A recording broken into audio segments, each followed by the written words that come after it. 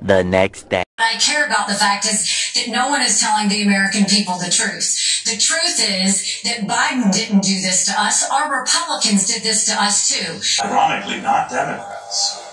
Right. It was painful to be able to watch. It got stirred up in all the presidential politics, and several of my colleagues started looking for ways. After President Trump said, don't fix anything during the presidential election, it's a single. And his record, where they added $7.8 trillion to the debt, that set the stage for the inflation that we have.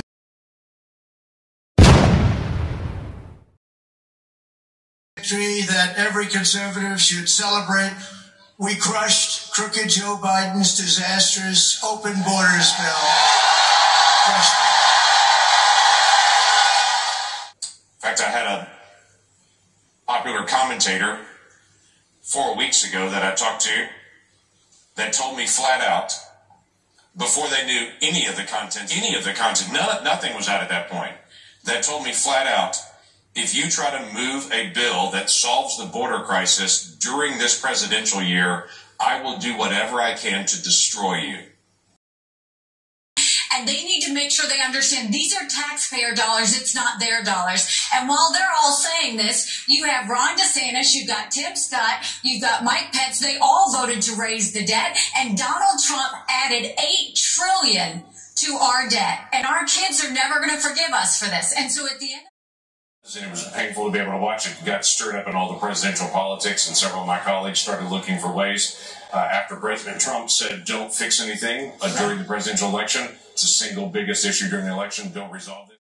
Stop the spending. They need to stop the borrowing. They need to eliminate the earmarks that the Republicans brought back in. Watch it got stirred up in all the presidential politics, and several of my colleagues started looking for ways. After President Trump said, don't fix anything during the presidential election, it's the single biggest issue during the election, don't resolve this, we'll resolve it next year. Quite a few of my colleagues backed up, looked for a reason to be able to shoot against it, and then walked. That we do all support is democracy. Without democracy, none of this other stuff matters. And so, one of the stories I told was, what story do you want to tell your kids and grandkids about this election? Do you want to tell them that you voted for a womanizer, a convicted felon, a morally bankrupt individual just because he had an R next to his name on the ballot?